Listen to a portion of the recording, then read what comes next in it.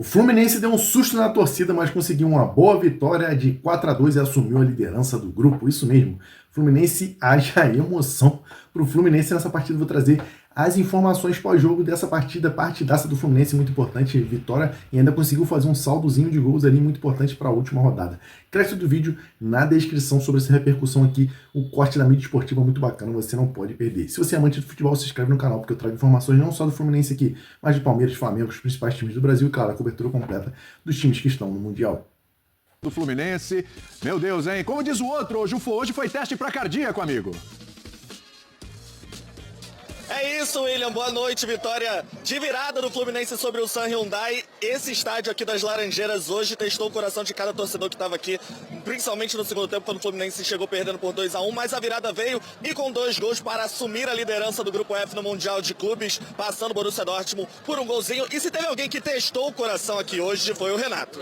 Poxa, vou te falar que um dos dias mais emocionantes da minha vida. Aqui do lado dos meus filhos, mais uma vez, tirando a Libertadores, foi um... que você viu o meu sofrimento. É muita emoção, muita emoção. O Fluminense mexe com a gente, cara. E foi bonito demais. Né, criançada? Canta aí. Vence! Vence! Mas fala pra mim. Segundo tempo, como você entrou ali quando o Fluminense estava perdendo de 2-1, ainda estava confiante na virada? Muito esperançoso. Falei com meu filho sempre, toda vez que eu chego perto dele é gol. Eu estava muito esperançoso. Falei, vai sair. Meu filho vai sair, que nem a Libertadores, irmão. Foi muita emoção. Aí eu falei pra ele, vai sair, saiu, né, filho? Graças a Deus, Fluminense. João de Deus. E na hora muito importante que a gente estava cantando João de Deus. A torcida cantando João de Deus, saiu o terceiro gol. Fluminense agora assume a liderança do grupo e vai brigar pela primeira posição, né? Tem que passar em primeiro. Vamos brigar para ser primeiro lugar, agora ganhar dos africanos. E vamos, aquele negócio. Vamos seguindo enquanto tiver chance, vamos seguindo com o Fluminense. Isso é Fluminense? Isso é Fluminense. Então eu quero a criançada toda cantando aí, vitória do Fluminense.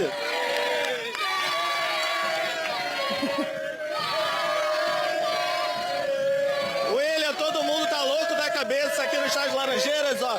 Tem bandeirão, a torcida cantando e a vitória do Fluminense, nada mais interessa.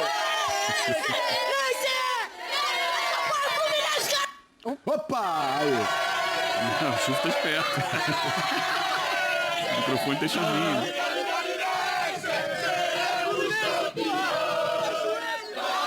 Já caiu o cara no meio. Caralho, o cara caiu ali mesmo, gente. Isso é maravilhoso, eu adoro o povão. O povão é sensacional. Sobe o som mais um pouquinho, vai lá. Isso aqui é gol! Teu vetor!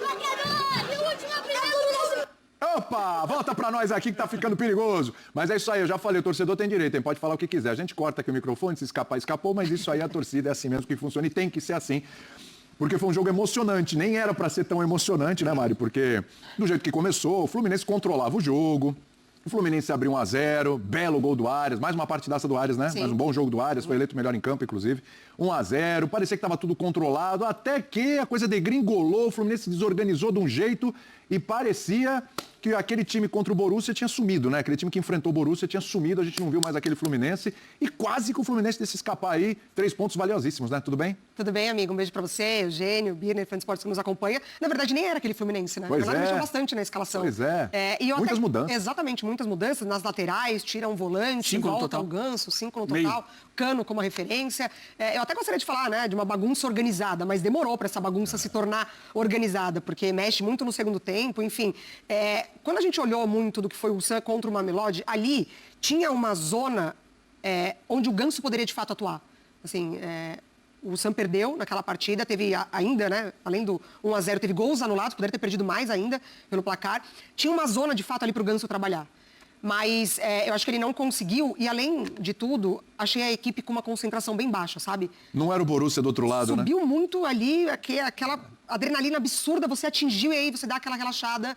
Eles falam, bom, agora a gente faz ali nosso trabalho, dá pra gente ganhar de 1-0, 2-0, tá tranquilo. E não foi assim. Então, assim, na segunda tentativa de um toque de calcanhar do Ganso, sai o gol do Sun. Então, assim, de fato, deu para perceber ali indícios de que o Fluminense, ele estava negociando ali com aquela partida que, de fato, começou de uma maneira que poderia ter feito diferente, né?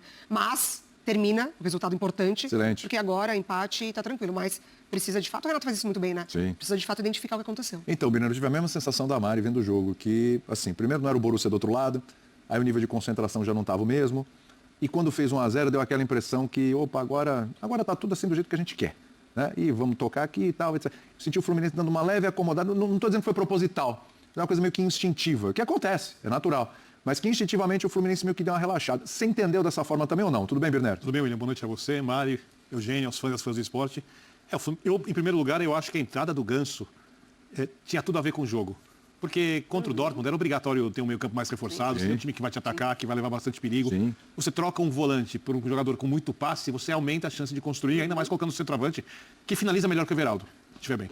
Então, as mudanças do Renato, elas tinham muita lógica e elas funcionaram razoavelmente apenas, porque eu acho que o Fluminense teve um domínio muito grande de jogo até o gol de falta do Arias, mas com pouca construção.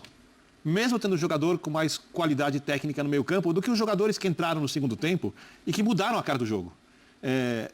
Então, um pouco tem a ver com a baixa de concentração depois do golaço de falta do Arias. Mas, mais uma vez, o Arias foi o melhor jogador da partida. E, mais uma vez, talvez o Arias tenha sido o melhor jogador ou ficaria na lista dos 3, 4 melhores jogadores da segunda rodada do Mundial. Como ficou também, para mim, na lista dos melhores jogadores da primeira rodada do Mundial. Sem dúvida. O cara joga demais. E eu acho que, taticamente, não funcionou na prática, porque o domínio de jogo não tinha a ver com a entrada do Ganso. Tinha muito mais a ver com a capacidade de marcação alta e de um time muito recuado enfrentando o Fluminense. E quando o Fluminense foi exigido sem bola, no contra-ataque, então eu acho que foi tática, apesar de ter lógica a entrada, eu teria feito isso também. E não funcionou para mim na prática. E um pouco também acho de baixa de concentração. Eu acho que não foi só o relaxamento. Sim. Me explica um pouquinho do que foi essa bagunça, Eugênio, tudo bem? Tudo bem, William? Um abraço para você, para a Mari, para o Birner. Acho que os colegas já deram, né, a luz, né, do que aconteceu no jogo. O Renato vem com 5 mudanças. Ele troca os 2 laterais. Entram 2 laterais mais ofensivos. E no lance do primeiro gol, é muito nítido isso, estão os 2 laterais lá no campo de ataque espetados, lá na frente. Naquele momento, a bola está no pé do Thiago Silva, que está na intermediária, ele faz o passe para o Ganso. Ali eu acho que o toque de letra do Ganso dá o tom dessa certa... vamos colocar no popular, de um certo salto alto, para falar a linguagem que o povo entende. Ali, quando o Fluminense perde a bola, tinha o Freitas e tinha o Martinelli. E vem o contra-ataque e ninguém consegue marcar ninguém. Sai o gol, daqui a pouco tem uma outra bola errada, uma bola perdida, um passe ruim do Hércules, que errou muito no jogo. E ali, em cima de um gol que também marcou muito mal, marcou muito pouco, o Fluminense toma o segundo gol, uma virada que é um choque. E eu estava lembrando, conversando com a Mari, com outros companheiros na redação, que foi o primeiro tempo que o Fluminense está acostumado a ver no Maracanã. Aquele jogo de sábado à noite no Maracanã, que o Fluminense joga contra o time médio ou pequeno, considerado pequeno do futebol brasileiro, e que ele tem o domínio do jogo, mas no final ele acaba sofrendo um empate ou uma virada no Maracanã. Isso aconteceu N vezes contra Atlético Goianiense, contra Criciúma, contra a Juventude, etc. Porque é um time que acha que está com o jogo controlado, não toma as devidas precauções defensivas e acaba não conseguindo superar defesas que se fecham, no caso de hoje também, era uma linha de 5 atrás. Então, o Fluminense tinha o controle da posse de bola até a entrada da área. Dali para frente, ele não conseguiu conectar com o Cano. O Cano participou muito pouco do jogo. Muito pouco do jogo. Então, era aquele jogo que ia até a lateral, voltava na intermediária voltava para a lateral e não entrava. Aconteceu a falta na entrada da área e aí saiu o gol. Uma bela cobrança de falta do Arias. E aí é isso. Acho que o Fluminense deu aquela relaxada, tomou a virada. E para o segundo tempo, não sei como foi o clima no vestiário, mas o time voltou muito desconjuntado entre seus compartimentos, né? Ele fez já mudança no intervalo. Entrou o Everaldo, né? Entrou o Everaldo, que acrescenta muito pouco. Briga, é verdade, tá lá, ocupa espaço na área. Mas continua sem a bola chegar para ele e para o Cano. E te digo uma coisa, gente, desculpa te interromper. Ainda teve um lance, eu entrei ali no camarim, né, na maquiagem, a Mari estava, né, terminando de se maquiar, entrei para maquiar. Aconteceu um lance, falei para ela, ele tá com medo de chutar pro gol, não é possível. Ele teve um lance que é para chutar pro gol, ele tentou o passe e a jogada não deu certo, não seguiu. Sim, Eu acho que o lance era pro passe, tá? Mas ele podia ter chutado. Podia. Mas a questão toda, Piné, é que assim, ele é um centroavante. Exatamente. O centroavante tem que ter fome de gol, ele tem que ter ambição de resolver. Ele não pode querer jogar sempre pro outro companheiro, como foi no jogo contra o Borussia Dortmund. E a gente tem visto isso acontecer com os outros times brasileiros, né? Sim. Flaco no Palmeiras, o Igor no... Assumir responsabilidade, ele é um jogador terminal, se ele tá com a bola dominada dentro da área, ele sempre procura outro para passar essa bola, ele não tem a confiança de chutar no gol. Às vezes ele não pensa mais que ele pode chutar, né? Parece que a primeira coisa é vou passar para alguém. Às vezes há centroavantes que exageram nisso, né? Há situações em que há clara possibilidade de um companheiro livre marcar o gol e o cara não passa a bola. Aí já chega um egoísmo. Mas o centroavante, a torcida grita. A torcida quer que ele chute, ele não tem confiança. Então, mais uma vez, não acrescentou muito. O jogo muda quando entra o Keno. O Keno é o cara que muda o jogo. A partir do momento que ele entra aos 15 minutos do segundo tempo, ele é o jogador que mais toca na bola no Fluminense. 29 ações com bola. Porque é isso. A bagunça, continuou a bagunça, organizada por quê? Dá a bola no Keno, vê o que ele arruma lá. Era só o que o Fluminense fazia. Dava a bola no Keno, ele Sempre na partia, esquerda ali. driblava, não conseguia fazer a bola chegar. Nem no Everaldo, nem no Cano. Uma delas sobrou para quem vinha de trás, o Nonato. O Nonato fez o gol e Muita deu uma categoria de aliviada. finalização, ele levantou a Muita, cabeça. E Muita escolhe o fada. lado certinho, né? Porque tinha muita gente ali que muita poderia bloquear o categoria. chute. Foi muito bem mesmo. E aí depois disso continua pressão, com um escanteio, bate daqui, rebate dali, acolá. Quem tá lá para fazer o gol é o centroavante? Não, é o zagueiro. Não foi antes. O zagueiro vai lá e faz o gol.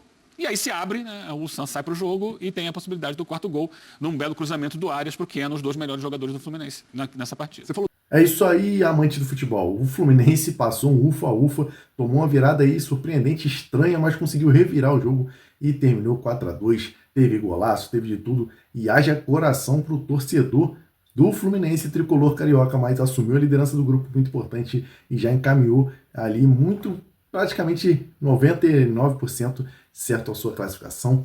No final vai jogar por um empate na última partida para, enfim, se classificar e garantir 100% nas oitavas de final, garantir aquela grana, aquele Pix da FIFA e também possibilidade de avançar às próximas fases. Se você gostou do vídeo, comente aqui sobre a vitória do Fluminense e, claro, se inscreve no canal se você é amante de futebol para não perder nada dos próximos vídeos.